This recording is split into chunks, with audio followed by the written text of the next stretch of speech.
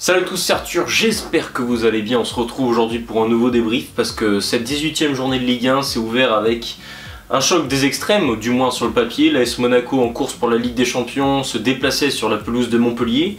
Montpellier où on avait vu quand même du mieux, notamment dans le match face à Lyon. On sent un MHSC qui, pour rappel, est lanterne rouge de Ligue 1. Je crois qu'ils avaient seulement 9 points avant ce match.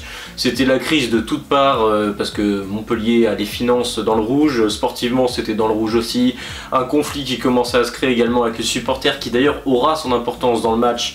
Donc voilà, il n'y a plus rien qui n'allait réellement à Montpellier. Mais néanmoins, 2025, on a vu des premières choses qui se sont passées, qui étaient plutôt positives. Pour rappel, Montpellier avait terminé 2024 avec une défaite 4-0 face au Puy, club de National 2 en Coupe de France. Il y avait eu des propos d'ailleurs de leur capitaine TJ Savanier durant ce match-là qui avait été jugé, qui avait vraiment été jugé intolérable de la part de la direction du club. Enfin voilà, c'était vraiment la crise de toutes parts. Il y a eu ce match à Lyon. Très cruel pour Montpellier parce que Montpellier avait fait plutôt une bonne partition, avait bien dérangé les Lyonnais et au final il s'incline sur une erreur du jeune joueur Khalil Fayad, alors que Montpellier, je trouve, a eu les plus grosses occasions dans le match. Enfin bref, c'était très cruel.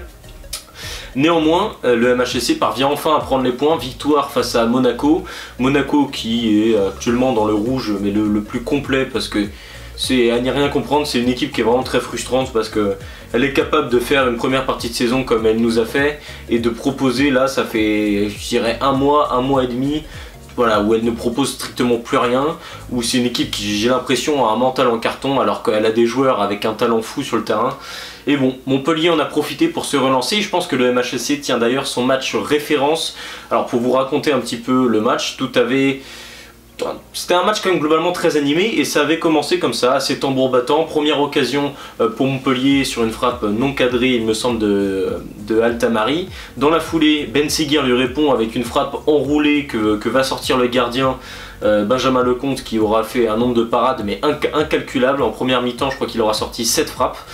Donc voilà, là où Montpellier avait commencé en essayant de tenir dragée haute à Monaco, la différence de qualité technique entre les deux équipes s'est rapidement fait sentir. Première mi-temps, Montpellier revient au vestiaire avec un but d'avance, but sur corner de Thilo Kehrer, un corner une nouvelle fois frappé par Lamine Camara.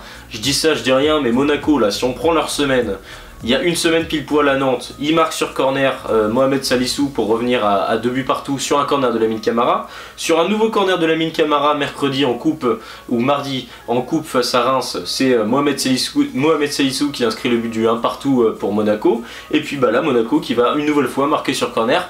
3 buts sur corner en 3 matchs, à chaque fois Lamine Camara était à la baguette, à chaque fois c'est un défenseur central qui permet à son équipe de marquer parce que les attaquants sont incapables de le faire, globalement. C'est un constat qu'on peut faire assez logiquement, c'est que à Monaco il y a toujours eu ce problème de numéro 9 cette saison, mais là les ailiers ont beaucoup tenté, ont beaucoup tiré, mais c'est quoi la précision des ailiers ce soir à Monaco? Parce que certes, Benjamin Lecomte a sorti 7 arrêts en première mi-temps, mais il y a eu 17 frappes, c'est-à-dire qu'il y en a eu 10 qui ont échappé le cadre, et sur les 7 frappes cadrées, il faut compter du coup le but de Thilo Kehrer également. Gros manque de précision, j'ai trouvé, de la part des attaquants monégasques, et surtout un Benjamin Lecomte qui évidemment était particulièrement brillant durant ce match, tout au long du match par ailleurs, et c'est ce qui a permis en fait finalement à Montpellier d'être encore dans le match à la mi-temps, parce qu'il y aurait pu y avoir 3-0 très clairement dès la première période, et du coup on parlerait même pas de réveil Montpellier, là on dirait juste que Montpellier c'est toujours la même chose, c'est toujours autant la crise. Et en fait le fait de garder ce MHSC là dans le match, ça a permis aux Payadins de complètement renverser la rencontre en deuxième mi-temps. Monaco est revenu avec une certaine nonchalance, j'ai trouvé, et du coup Montpellier en a profité. Faut quand même préciser qu'au retour des vestiaires, il y a eu quand même un événement qui a eu son importance dans le match. Les supporters payadins qui ont mis de la musique techno très très fort juste après la reprise de la rencontre. Jérôme Brizard a été obligé d'interrompre le match pendant quasiment, il me semble que c'était 5-6 minutes, donc c'est quand même pas rien. On avait un moment même cru que les joueurs allaient devoir retourner au vestiaire, on parlait même de match interrompu, bref ça aurait été une crise mais pas possible à Montpellier. Bref, les supporters payadins ont fait entendre leur mécontentement, ils ont su arrêter suffisamment rapidement pour pas que le match soit interrompu. Et finalement ça a eu l'effet escompté. Alors je sais pas si c'est le fait que ce soit de la musique techno et non pas de la musique classique, je sais pas si c'est le style de musique, mais en tout cas le message a bien été reçu de la part des joueurs, parce que on a vu un autre Montpellier qui a certes profité de la faiblesse de Monaco qui encore une fois, je le dis, nonchalance. Alors c'est des jeunes joueurs, donc ça manque de caractère. Tu sens de toute façon quand il n'y a pas des Denis Zakaria au milieu de terrain, c'est une équipe, mais ça, quand ils sont pas dedans, ils sont pas dedans, quoi. Ils font pas semblant. Bref, c'est comme la première mi-temps qu'ils ont fait face à Reims, comme la première mi-temps qu'ils ont fait face à Nantes il y a une semaine. Bah là, ça s'est passé en deuxième mi-temps et ça leur a coûté le match. Voilà, Monaco qui a fait une première mi-temps sérieuse où ils avaient su animer la rencontre et faire mal à une défense montpelliéraine à 3 avec notamment le jeune Mouanga, il y avait Omer Aguic, Sagnan, ils étaient très reculés en première mi-temps et ils ont su faire mal à cette défense très basse de Montpellier. Montpellier a clairement joué beaucoup plus haut en seconde mi-temps et ça a bien dérangé les Monégasques qui ont été d'ailleurs quasiment incapables de se procurer des vraies situations vraiment franches. C'était toujours sur des exploits un peu individuels qu'ils arrivaient à faire la différence et qu'ils ont pu tenter par moments d'inquiéter Benjamin Lecomte qui au total, je pense, in fine à la fin du match aura dû sortir 11 parades, je pense 11 arrêts. Enfin c'est exceptionnel pour Benjamin Lecomte, sans parler de toutes ses sorties aériennes. Il a fait un match parfait quasiment là, le gardien du MHSC.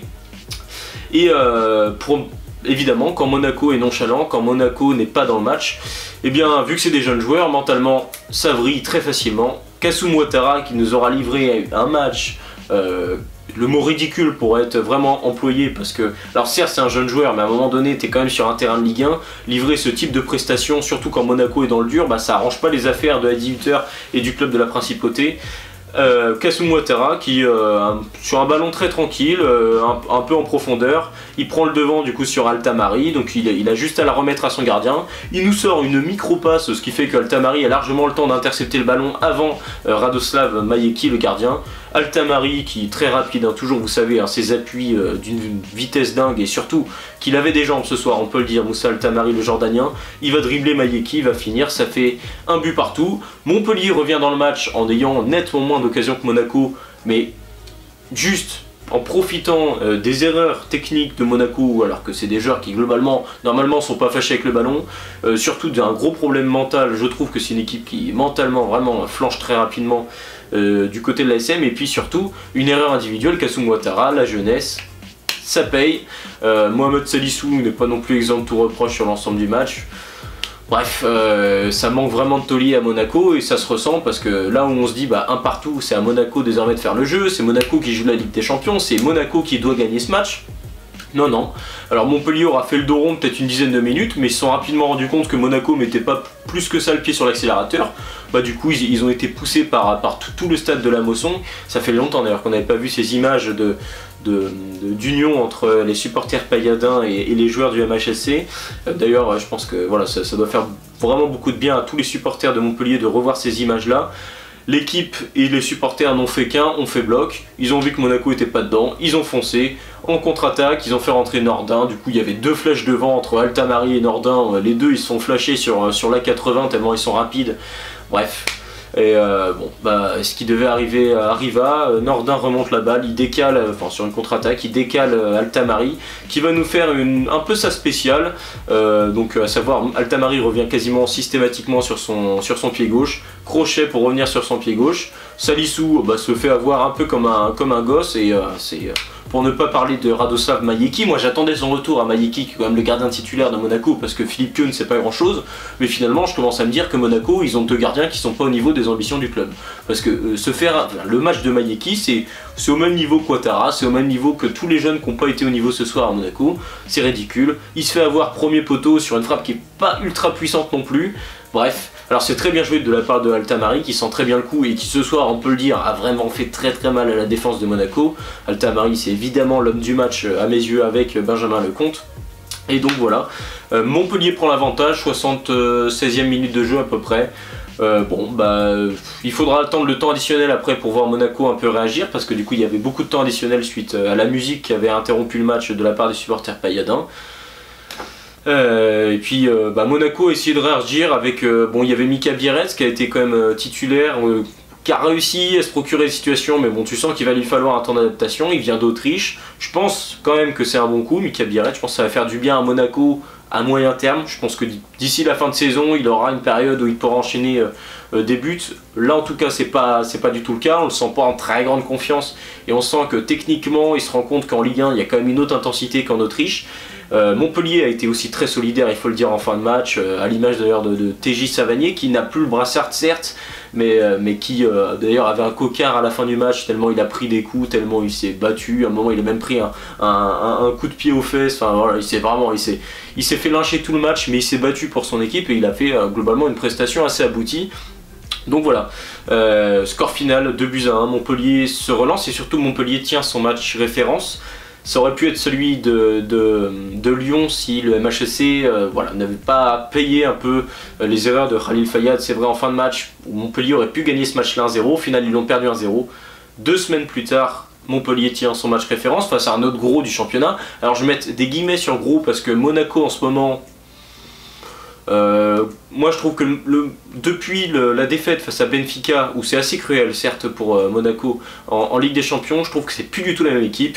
Les 2 défaites consécutives en Trophée des Champions en Ligue 1 face au PSG, ça n'a pas arrangé la situation des Monégasques, et là ils sombrent de match en match.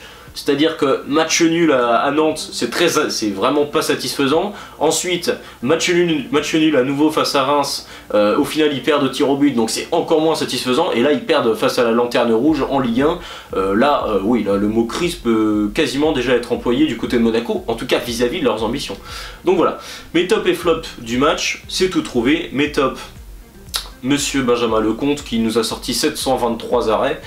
Quand je pense qu'à un moment dans la saison de Montpellier, ils avaient préféré mettre Dimitri Berthaud en se disant que Lecomte était plus au niveau, et ben là c'est une belle réponse de la part du taulier, qui d'ailleurs face à son ancienne équipe, c'est quand même assez marrant parce que Lecomte était le gardien de Monaco il y a quelques années de ça, et Monaco qui a actuellement des problèmes de gardien, voit en face Benjamin Lecomte qui a pris ses responsabilités de cadre du MHSC et ce soir nous a vraiment rassuré toute sa défense. Ça a fait un bien fou et ça a fait du bien d'ailleurs à une défense qui était assez expérimentale avec le jeune Yael Mouanga qui disputait seulement son 2e match et qui aura fait une super prestation, et ça aide du coup d'avoir un gardien comme ça qui rassure, qui a de l'expérience. Félicitations à Benjamin Lecomte et félicitations aussi à Moussa Altamari parce que Montpellier a du mal encore évidemment à poser le jeu, à marquer des buts sur des phases d'attaque construites, mais par contre en contre-attaque, quand tu as un joueur comme Moussa Altamari, et là ce soir on a revu le Moussa Altamari de ses débuts avec Montpellier il y a 1 an et demi maintenant, où c'était une flèche, le mec il avait fait très mal à toutes les équipes de Ligue 1.